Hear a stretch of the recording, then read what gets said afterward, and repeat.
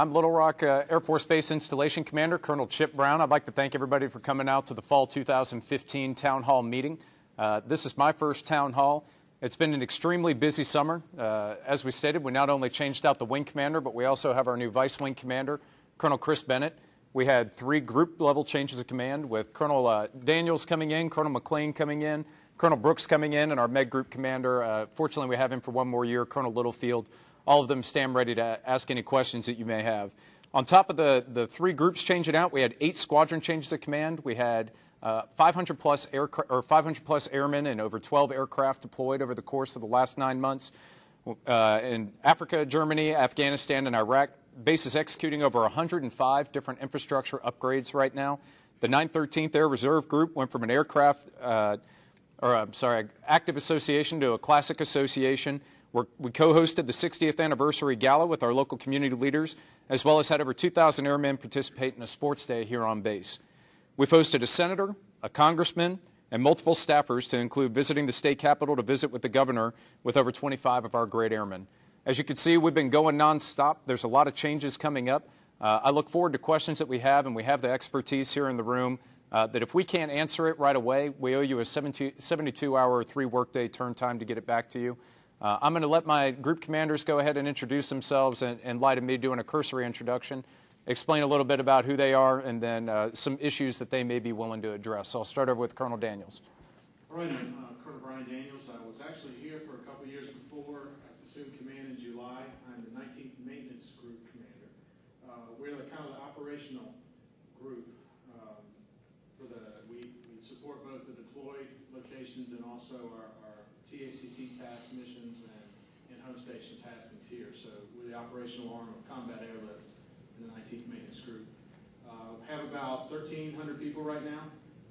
AMXS and the MXS both split at about a little over 600 apiece. And looking forward to answering any questions. I am Colonel Bill McLean. I'm the 19th Operations Group Commander. And so I'm the airplane, we got the maintenance side, the Colonel Daniels, I'm the air crew side of the house for the operational deployments that you heard Colonel Brown talk about. I just came in from Ramstein, Germany at the end of the summer, so I think I'm the newest of the team here. And but I'm not new to Little Rock. We were here, my wife and I were here 10 years ago for 4 years, so it's kind of like coming back home again. So again, I've got the airplane side, the air crew side. Look forward to answering any questions you guys might have. Good evening, I'm Colonel Chris Bennett. Like Colonel Brown mentioned, I'm his vice wing commander. So I came here from the Pentagon, so I'm 1,000 miles from that building, and so that is a fantastic piece of news right there. And my portfolio, a lot of personnel type issues, quality of life issues, and really anything else that Colonel Brown delegates to me, so I'm happy to answer any questions as well tonight. Well, good evening. I'm Colonel William Brooks, Eric Brooks. I'm the Mission Support Group Commander. I too came here from the Pentagon, so it's very nice to be here. As the Mission Support Group Commander, I am responsible for all of the installation, management, maintenance, upkeep, and running functions that happen, making the installation work to support the mission. That includes everything from the civil engineering, roads and grounds and facilities type things to the outdoor recreation management performed by our FSS, as well as personnel management within that organization, law enforcement and security on the installation, and communications to support things, and then the supply function for operations and maintenance, and pretty much the bag of everything that's not medical and isn't what those guys do down there belongs in the mission support group. So I'm sure that many questions you have may touch on some subjects. So real quickly, I'd just like to say that I also have my Civil Engineering Squadron Commander in here, Lieutenant Colonel Mike Klotmeyer. I have my Security Forces Squadron Commander in here, Major Greg Bodenstein, and my FSS Force Support Squadron Commander, Major Kerry Alexander. Not that he planned necessarily to be here, but I also have my Logistics Readiness Squadron Commander here. So if you have any questions about supply, you can hit him up for those as well. The other thing we do that's a big part of what we do is we're specifically in the Logistics Readiness Squadron, we're responsible for getting folks deployed and bringing those folks back. That's a principal function in support of the warfighter that the Logistics Readiness Squadron does. So any questions you have related to that, we'll be happy to entertain as well. And good evening, I'm Colonel Doug Littlefield, the Medical Group Commander. Been here for about 15 months.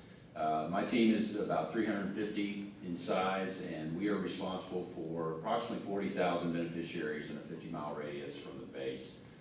So a large footprint. We have approximately 12 to 13,000 of those beneficiaries are actively enrolled in our facility and seek care. Our team is broken up into 3 squadrons, but probably the main touch point that we may get to tonight, and I know some questions that already come through, is the pharmacy. So I'm be happy to talk about that, because that's something that retirees, active duty, family members, those types of things, and we've got some information on that. Also brought some information as well, but we will field your questions tonight. Thank you.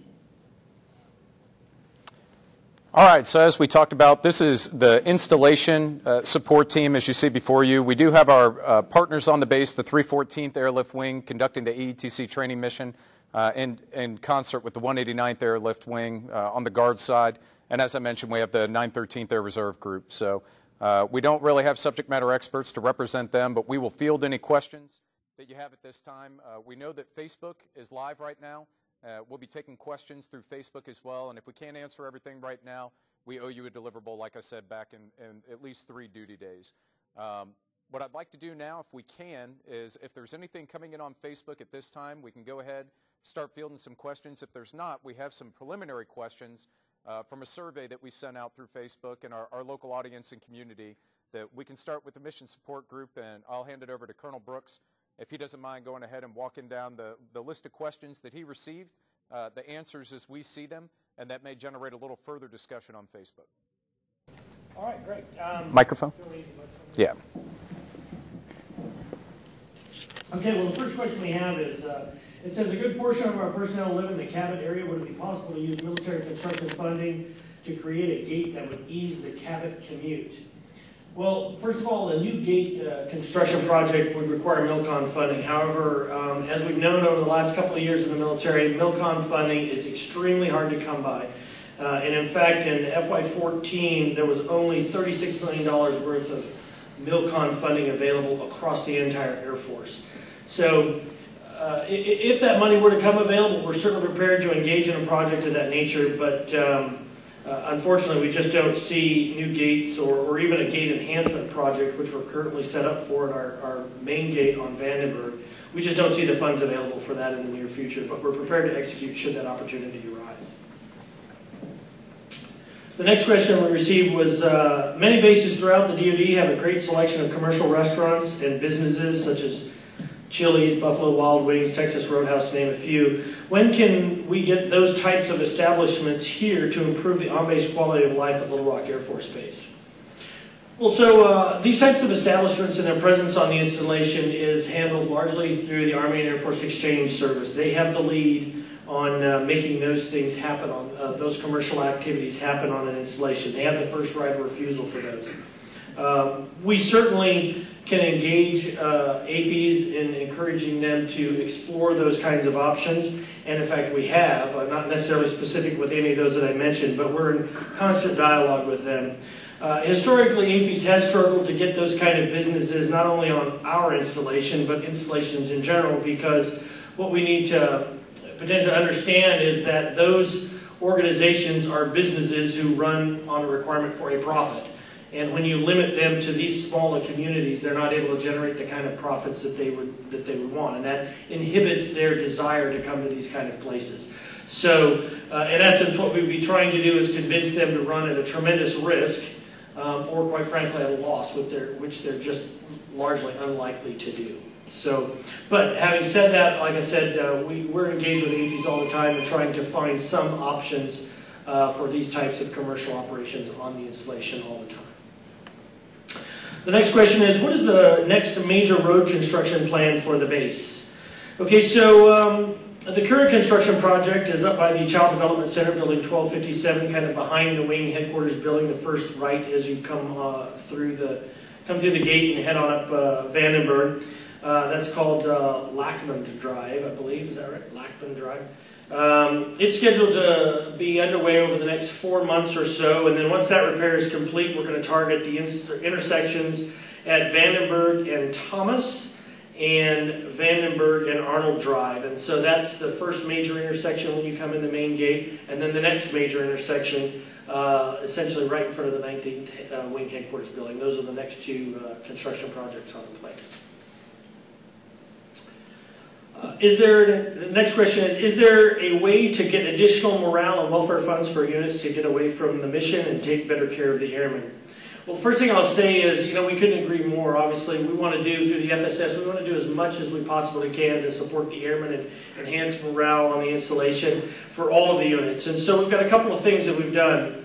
The first thing I would say is that in FY15, the FSS rolled out a new program known as Unit Enhancement Funds, and budgeted about $30,000 for units to use for their events. These funds are given directly to commanders and are used at their discretion for squadron picnics or squadron calls of any sort. It's completely at their discretion. We've budgeted the same amount in FY16, so those funds are going to be available for units. Additionally, the FSS hosts a variety of base-wide events that target the entire Little Rock Air Force Base and surrounding community, for that matter, and we'd like to do more. Our base spent over $35,000 last year to host these kind of events, and we've budgeted over $60,000 to host events this year. Part of the process is that we're kind of paying ourselves when we attend these events, so it's really important that our base and our community get out and actively support these events, because it helps us raise the funds necessary to do more things. So we're really working for ourselves in this regard. Next question. There's been a lot of talk about the air show not happening in Little Rock for several more years. Can you explain why it is going to take so long to have another air show here?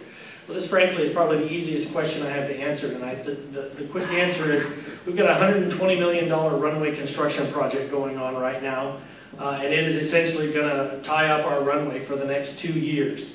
And the way we've got the program, or the construction project schedule, is we'll cut the runway essentially in half and do half of it one time and half the first year and half the next year.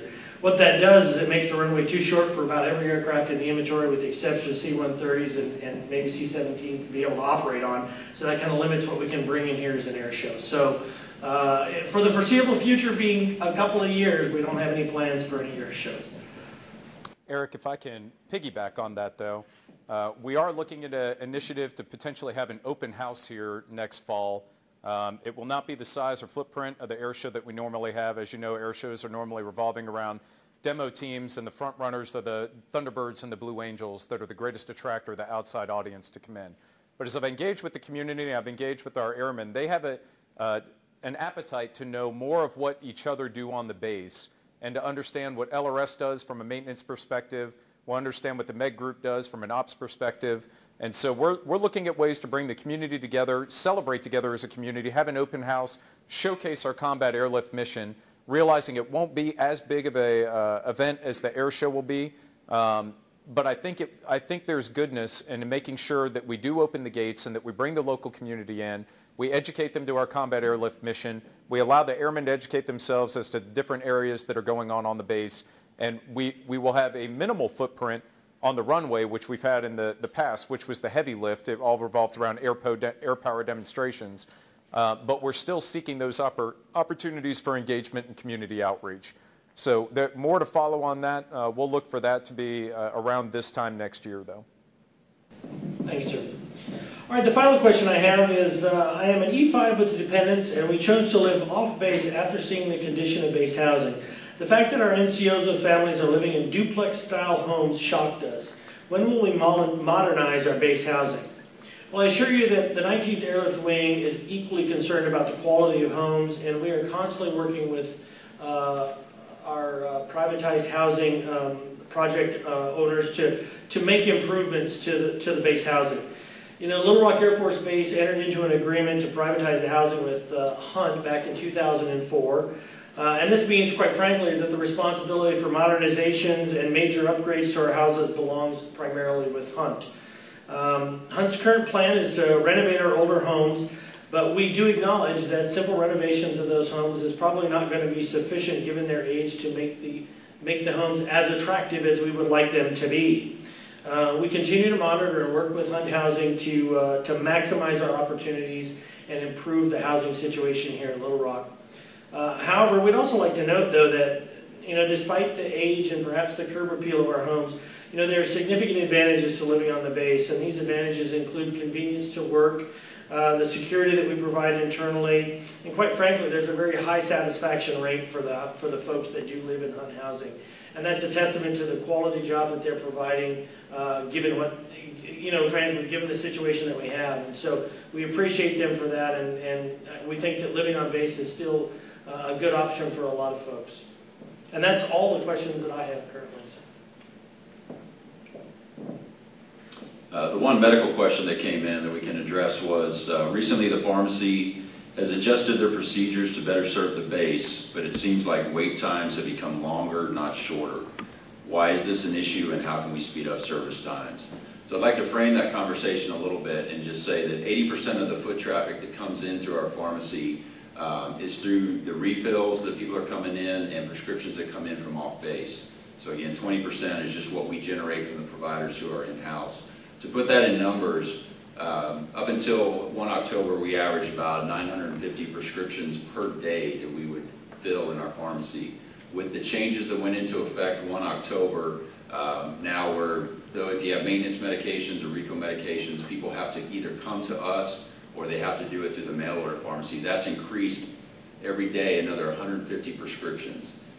This is, again, our main touch point with the community, and we understand that has increased wait times. Back in July, we kind of reconfigured the way the pharmacy layout is to help separate where you go for a refill versus where you go to drop something off. That was to help. We've got new signage that's on the way. Again, we want to make it easier. The one answer I can give you, though, is what we won't sacrifice is patient safety. So one of the new initiatives that we did probably about 4 weeks ago was when you drop a prescription off, you don't just drop it and then walk away and come back and get your prescription.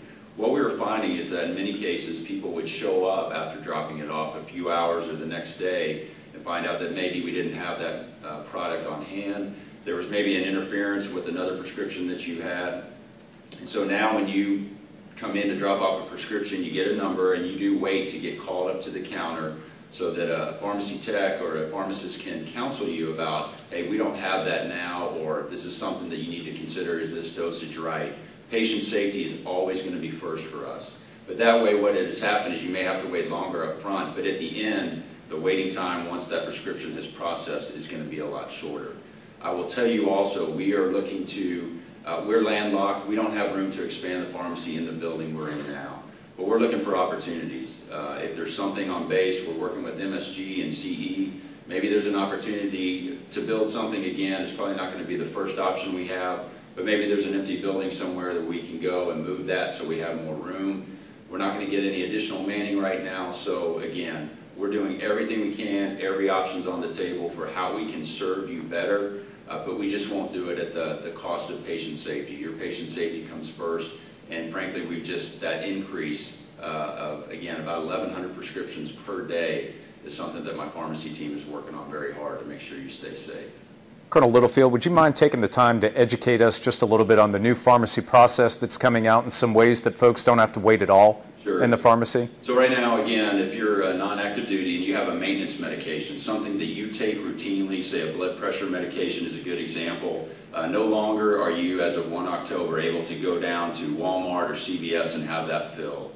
It is a cost savings that the airport or the whole Department of Defense is doing to save money, because frankly it costs a whole lot more to have prescriptions filled off base than it does at our pharmacy. So one option is to come into our pharmacy and get that done, and again use the process that we have in place. But I brought some information. You might have heard of Express Scripts, or what we call the mail order pharmacy. That is an option where you don't even have to come in. You go online once, you get the registration set up, you get your prescription information sent in, and they can send you up to a 90-day supply. So for example, just to consider cost, sometimes there are costs associated with it. If it is a generic medication that is on the formulary, it costs you $0. There's no fee for a 90-day supply. If it is a brand name, but it's in our formulary or our list of medications, it will cost you $16 for a 90-day supply. And if it, again, is one of those that's a non-formulary request or what we consider special order, it's $46 for a 90-day supply. But that will get shipped Shipping is free unless you need it overnighted to you, but that will come directly to your mailbox, and that can be done. And again, a 90-day supply will be sent straight to your So door. just to be clear, we order it from our house and it's delivered to our house. You can order it in your pajamas at night, and it will come up to your mailbox, and you don't have to come in to the pharmacy. So that we are trying to educate folks. We pass these out in the lobby while people are waiting, just to give people that alternative. But we highly encourage, that would be one great way to help kind of clear up some of the traffic and free up time and the speeding of the process to get all the other prescriptions filled. So if you have questions or have friends that have questions about Express Scripts or mail order, I've got some handouts you'd be happy to take. And again, stop by the Med Group. We'd be happy to explain that process to you. Fantastic. Thank you.